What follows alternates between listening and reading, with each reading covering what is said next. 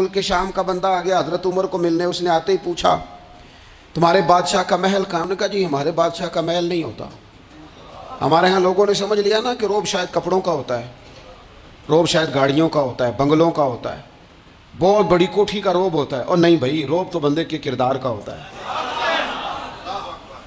اس کے افکار کا روب ہوتا ہے. روب اس کے اونچے خیالات کا ہوتا ہے. کہاں ہے آپ کے بادشاہ کا محل؟ تو نے کہا محل شہل تو کوئی نہیں, مسجد میں ہوں گے امیر المومنین.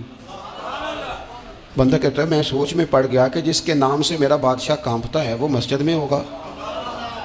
گن مین ہی کوئی نہیں, ہٹو بچو ہی کوئی نہیں, ادھر ادھر ہی کوئی نہیں, پہرے دار ہی کوئی نہیں. مسجد میں جا کے پوچھا جناب عمر, کہنے لگے ادھر ہی تھے. کدھر ہیں بھائی حضرت؟ وہ کدھر ہیں؟ ادھر ہی تھے. کہنے لگا میں حیران ہو گیا, یہ بادشاہ کی بات ہو رہی ہے. ایک صاحب کہنے لگے وہ کھجوروں کے باغ کی طرف جا رہے تھے. کہتے میں کھجوروں کے باغ میں گیا تو ایک بندے سے پوچھا امیر المومنین. کہنے لگا وہ سامنے کی طرف جا رہے تھے, ادھر گیا. ایک بندے سے پوچھا کہاں ہے وہ شخص اس کی 24 لاکھ مربع میل پہ حکومت ہے؟ کہاں ہے وہ شخص جو مدینے میں بیٹھ کے نعرہ لگاتا ہے تو کیسر و کسرا کانپ جاتے ہیں؟ وہ بندہ کدھر ہے کہ جس کی بات جگہ جگہ ہوتی ہے, جس کا تذکرہ سنا ہے کہ اسے دیکھ کے شیطان بھی رستے بدل جاتا ہے؟ انہوں نے کہا وہ دیکھ رہے ہو کھجور کے درخت کے نیچے کنویں کے ساتھ مٹی کا ڈھیلا تکیے کی جگہ رکھ کے وہ جو تامت باندھے کرتا پہنے سویا ہے وہی تو فاروق اعظم ہے. وہ شخص کہتے ہیں عمر سوئے تھے. شیر سویا بھی ہو تو اس کا روب ہوتا ہے. شیر جو ہوتا ہے, شیر کبھی سو بھی جائے نا تو لوگ پھر بھی خوف کھاتے ہیں اور اس کے جاگنے کا خوف کھاتے ہیں کہ یہ کہیں جاگ نہ جائے. شیر جو ہوا, کہتے ہیں حضرت عمر سوئے تھے پر میں قریب گیا تو میرے وجود پہ روب طاری ہو گیا, روب. اور میری زبان سے بے ساختہ یہ جملے نکلے کہ عمر تو انصاف کر کے سویا ہے نا, تو مٹی کے ڈھیلے پہ بھی تجھے سکون کی نیند ہے. خودداری, وقار, عزت, یہ احساس کمتری سے باہر نکلیں.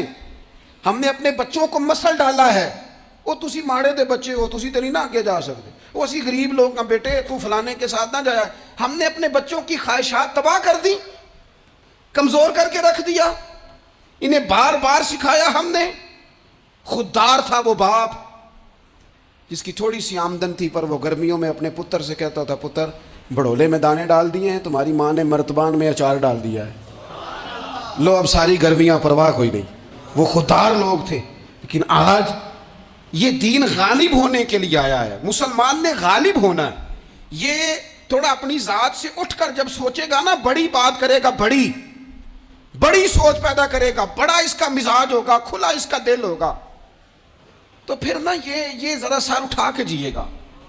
قرآن مجید کی جو آیت کریمہ میں نے تلاوت کی, اللہ کریم نے فرمایا هو الذی ارسل رسولہ بالہدی ودین الحق.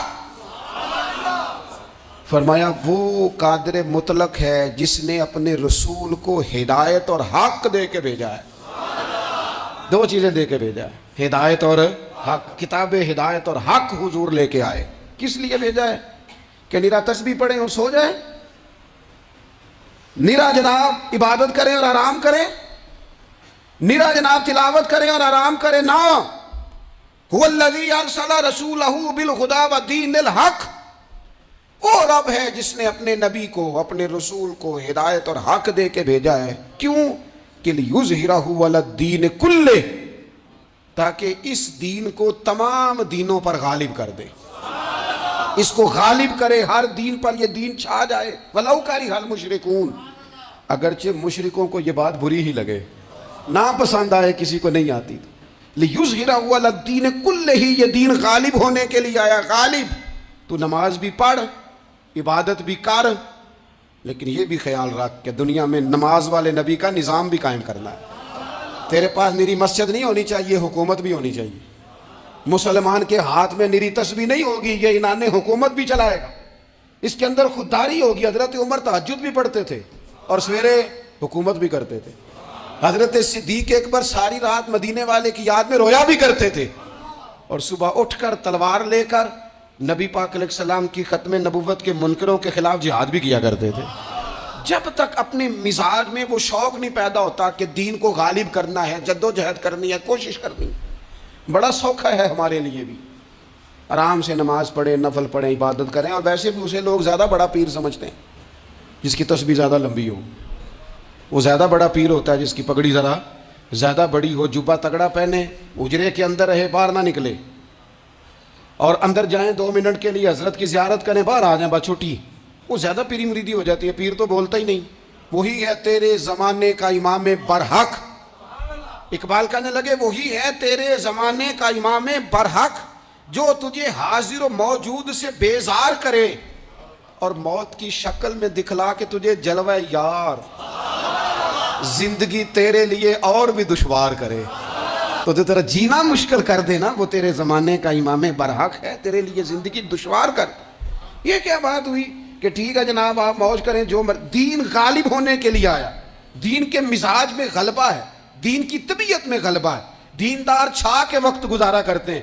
اللہ تعالیٰ نے اس دین کے اندر وہ قرار دیا ہے، وہ وسعت دی ہے، وہ درد دیا ہے، وہ ذوق دیا ہے، اپنے اندر سے وہ بت توڑ ڈالیں جو بت مایوسی پھیلاتے ہیں، ان جگہوں سے نکل آئیں جہاں انسان کمزور پڑتا ہے، اٹھ باندھ کمر کیوں ڈرتا ہے، پھر دیکھ خدا کیا کرتا ہے۔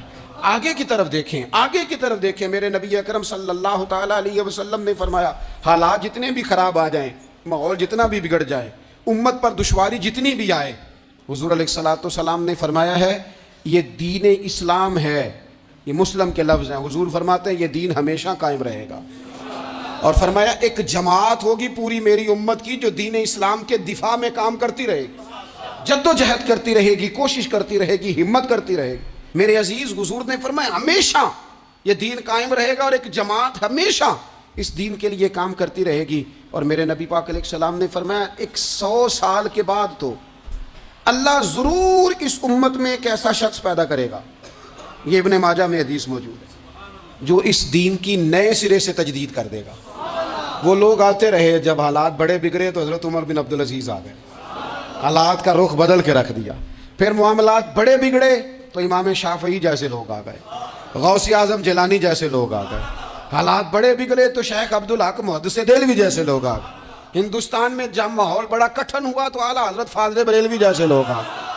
ہر صدی کے سرے پر اللہ تعالیٰ ایک مجدد بھیجے گا، حضور کا وہ غلام دین کو نئے سرے سے تازہ کرے، دین کے چمن میں ہمیشہ بہار رہے گی، ہمیشہ نورانیت رہے گی، ہمیشہ نور علی نور رہے گا۔ یہ کام صرف کرنے کا کام کیا ہے، یہ دین تو پھلے گا پھولے گا،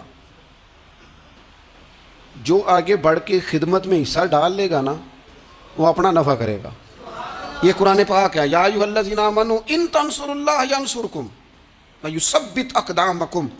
اللہ فرماتے ہیں لوگو اگر تم اللہ کے دین کی مدد کرو گے نا تو اللہ تمہاری مدد کرے گا، ویثبت اقدامکم، اور تمہارے قدم جما دے گا، تمہیں استقامت دے، تم آگے۔ اور دین کی مدد صرف پیسوں سے نہیں ہوتی، کوئی شخص سمجھے کہ فقط مال سے مدد ہوتی ہے، جب آپ وقت پر آ کر مسجد میں جمعے کی نماز ادا کرتے ہیں تو یہ بھی آپ دین کی خدمت ہی کرتے ہیں، جب آپ دینی اجتماعات کی رونق بڑھاتے ہیں تو یہ بھی آپ دین کی خدمت ہی کرتے ہیں، جب آپ کسی دین کے طالب علم کا حوصلہ بڑھا دیتے ہیں نا بیٹے بڑی بات ہے قرآن پڑھتے رہنا، یہ بھی آپ خدمت ہی کرتے ہیں، جب آپ دین کے بارے میں کسی جگہ بیٹھ کے اچھی بات کر دیتے ہیں یار اللہ کا فضل ہے ہمارے دین میں یہ خیر اللہ نے رکھی، یہ بھی آپ دین کی مدد ہی کرتے ہیں۔ آپ کسی بھی جگہ کسی بھی حوالے سے دین کے لیے کوئی بھی پیغام دیتے ہیں، کوئی بھی بات کرتے ہیں تو آپ دین کی، یہ ساری خدمات دینیاں ہیں، یہ سارا درد ہے، یہ سارا ذوق ہے، ہم اپنا اپنا حصہ جس طرح بھی ملا سکیں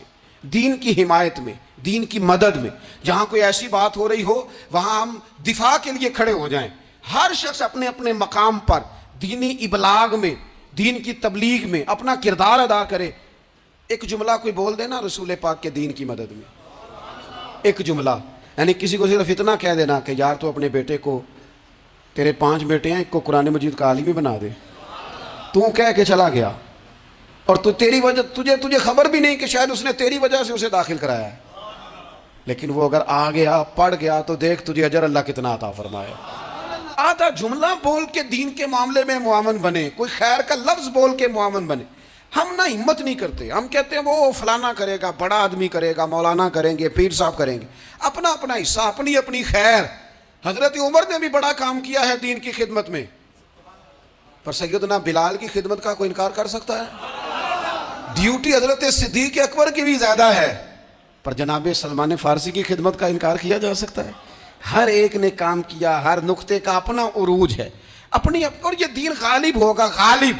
یہ مت سمجھیں تھوڑے سے حالات کمزور آئے ہیں اور تھوڑا سا مسلمان محکوم ہوئے ہیں مالی طور، اپنی کوتاہیوں کی وجہ سے ہوئے، اپنی غلطیوں کی وجہ سے ہوئے، اپنے اعمال کے سبب ہوئے، تو ڈر ڈر کے نہ